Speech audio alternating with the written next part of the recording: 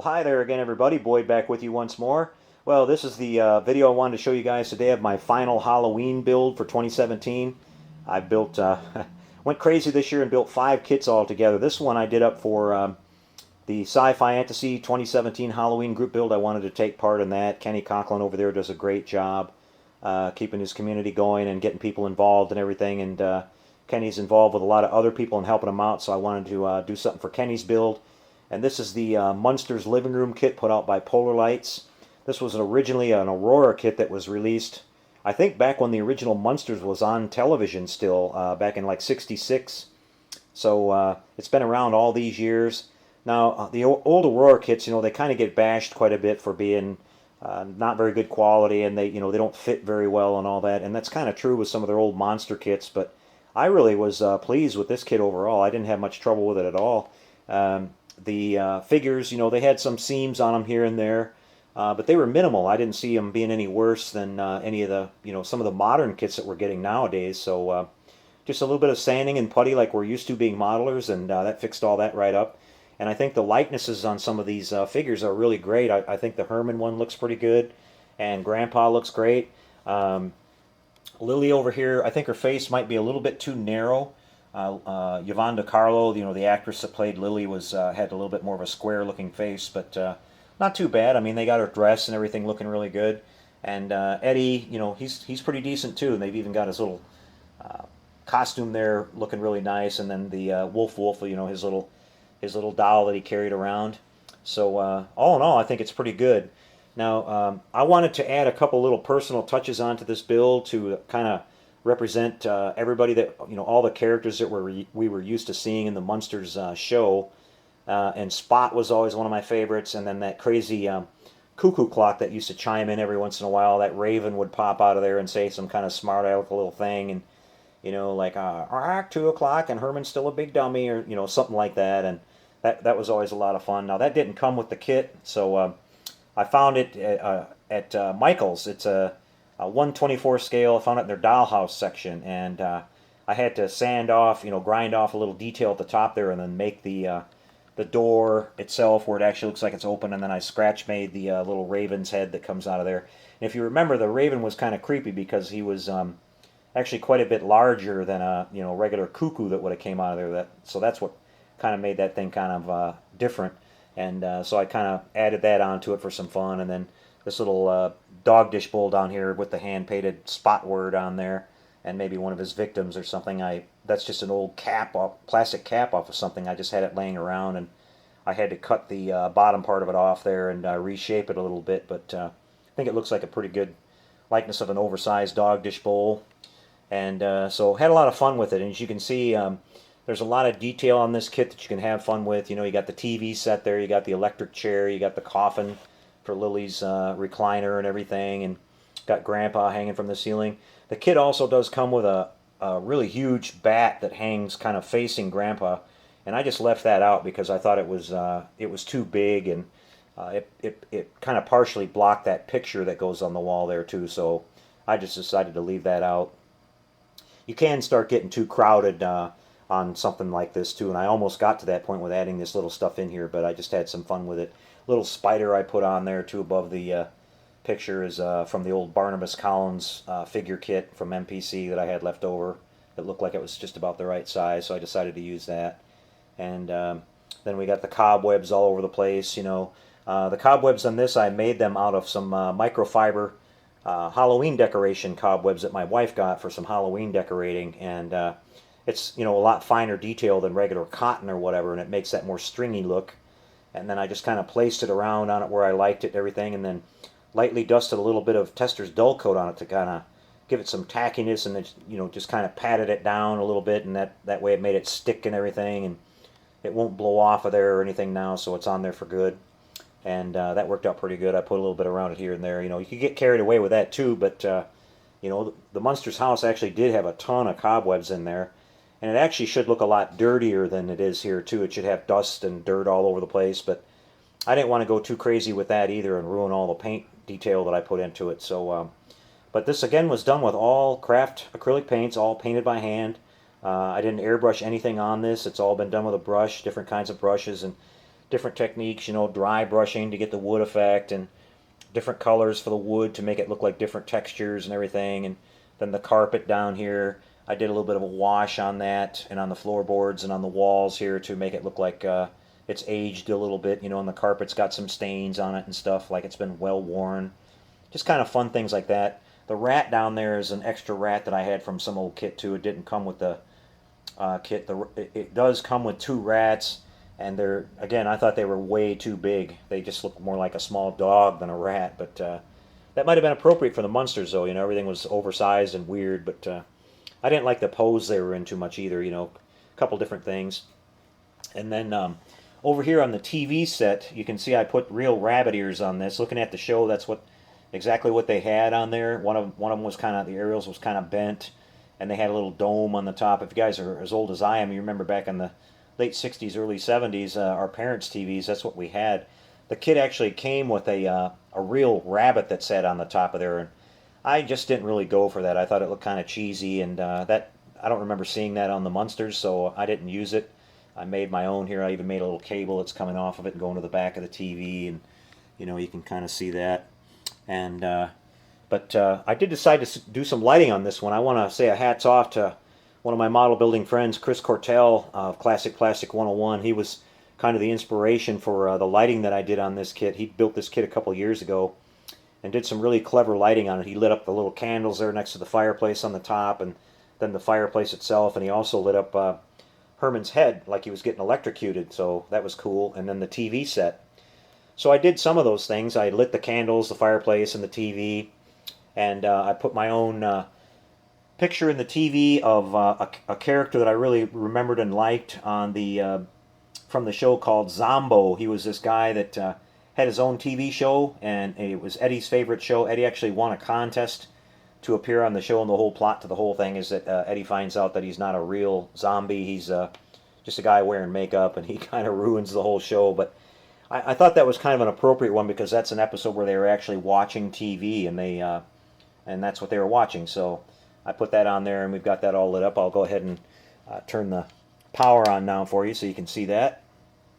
Got the TV screen with Zombo advertising the Crunchy Creature crackers, which you'll hear that in a little bit here on the sound clips that I put onto this. And then we got the fireplace, and just a couple of flickering 5mm LEDs behind that, painted it with the you know, Tamiya paints, clear, amber, and yellow on the fireplace itself. And then up here we did the candles in amber as well. Now I used 2 separate flickering LEDs because I didn't want the candles to look like they were flickering exactly the same as the fireplace. So if you pay attention, you can see that they're flickering at different rates. And I just, you know, want to make sure I did that. And then otherwise, I'm pretty happy with it. Now, to get this lit, unfortunately, this kit that I had here, it wasn't the glow-in-the-dark version, which is easier to light because the light will go through it easier. This kit was actually molded in sort of a light tan styrene, and so I couldn't light Herman's head like Chris did. When I tried to do that, it looked really funky. So I just went ahead and painted him and left him as is. And also, I didn't recline him way back in his chair like he's supposed to be. I didn't like the angle of that. It looked like he was more like sleeping to me. I wanted him to be kind of more like he's awake and alert. I almost thought about making some small, you know, printing out some little newspaper and having that in his lap because he was always reading the Transylvania Times or whatever, you know. And but I may add that later on. But I wanted to have him more like sitting upright and like he was more kind of awake and everything. So I adjusted the angle on the chair and everything. But the lighting worked out pretty good. I was happy. I was kind of worried that it wouldn't look right with that, you know, colored plastic, because you have to put the light through the plastic, you know, to light the fireplace. But once I painted the fireplace and everything, it came out pretty good. And then to light the candles up here, this is just an old simple trick, you know. I've got the LEDs. I'll turn this around for you so you can see it. I've got the LEDs mounted on the back of the wall here. And the same thing down here at the fireplace. I drilled 2 holes and put those through so they're sticking out behind the fire. But up here, they're just mounted against the wall and then glued in place. And they shine through the plastic. And I just, after I painted all this, I took some you know, just my hobby knife, and I just scrape the paint off of there on the where the tips of the candles are, and that gives you the illusion that you know, the light's actually coming right from there. And it's a pretty simple solution to do, rather than trying to, you know, mount a small little SMD or something on the outside of it and have it still be shaped and look like a flame. You know what I mean? So that worked out pretty good. But just quick pan around it here to show you the figures themselves. There's Grandpa, and there's Lily and little Eddie. I did Wolf in his PJs. You know, like it's getting close to bedtime or whatever. They used to show him looking like that with his little polka dot pajamas. And then there's Herman. And just a whole lot of fun. So I'll wrap this up. I've actually got a I found a little Munsters nameplate that I'm going to stick on the front of this. You got to paint it and everything. So I'll put that on a little bit later when I get it in here. But let's go ahead and finish this up by playing the sound effects that I put onto this. Here we go with that.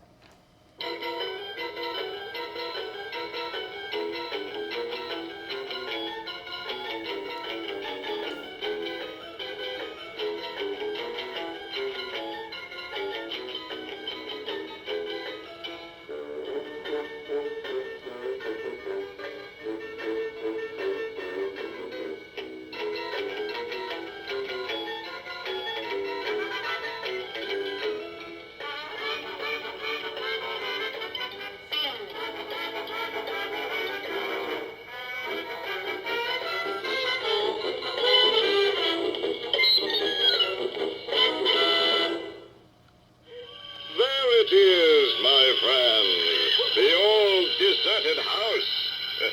They say at night, strange sounds come from this house. Come, let's go closer. Are you afraid? You don't believe in ghosts, do you? Well, there's no turning back. You've entered the house of... Sambo!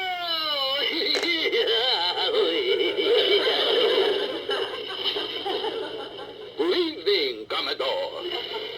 And good evening, my friends. So nice of you to drop in. I don't get much company, you know.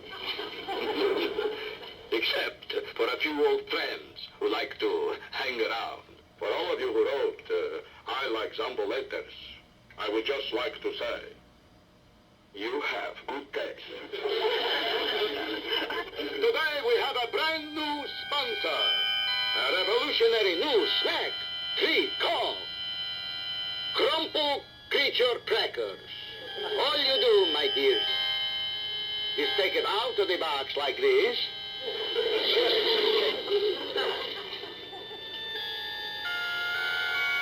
And you destroy it in the bowl. Then you add milk and drown this like this. Make snack time fun time with Crumble Creature Crackers. So there was a little clip from the Zombo show along with the opening theme from the Munsters, just having a little bit of fun. And so there you have it, everybody. I'll just show you really quick, turn this off really quick, and we'll show you the bottom of this thing so you can see. It's very easy to set all this up. I just got a 9-volt battery underneath there. I made my own little clip to hold it in place. And you got your soundboard there and 2 switches, and that's basically it. The little transistor I use to reduce the power from 9 volts down to 5 that the soundboard needs. And real simple setup. I got an on and off switch and a momentary switch there. So that's it. Drilled a couple holes here right behind Lily's coffin for the sound to come through. So that's a wrap. That's our Munsters living room. And again, I had a blast working on this. I'm already looking forward to next year's Halloween. I don't know what I'll come up with, but it'll be fun like always. And I just want to say great job to everybody out there who's been building models for Halloween this year for the various community builds that are going on. We've got ours over at the model shop, and then the Scifiantasy one, and then Kenny over at Mindless Model Works has also got one going on. And a lot of people are doing some really fun and cool stuff and some using their imaginations, and that's what I really enjoy seeing. So a lot of fun this year again. So don't forget, if you're going to be want your model, if you're doing a model for the model shop community group build for Halloween this year, go to our Google community page, and when you get your final pictures ready to go of your kit all finished up, be sure and post them there, because on the Halloween live show that I'm going to be doing this year, I'm going to put together a slideshow and feature everybody's work. So make sure you do that, and it'll be a lot of fun to see everybody's work all together. So we're going to be back here in a really short time, just probably a couple of days, and I'm going to get back to some regular modeling here. I was originally going to come back and do the classic Star Trek TOS full-scale phaser rifle, but I got these really cool kits in that I've been wanting to work on for a long time from the original UFO TV series. I've got the Shadow Mobile 1 and the Alien UFO in studio scale. These are huge kits, and I'm going to start on the Shadow Mobile first, and you guys are going to see a whole video build series on that. So the first video will be popping up here in the next couple of days, and I'll start off the first video with an introduction to the kits, show you the all the details of them, and talk about the build plan, and then we'll go on from there and start building these things up.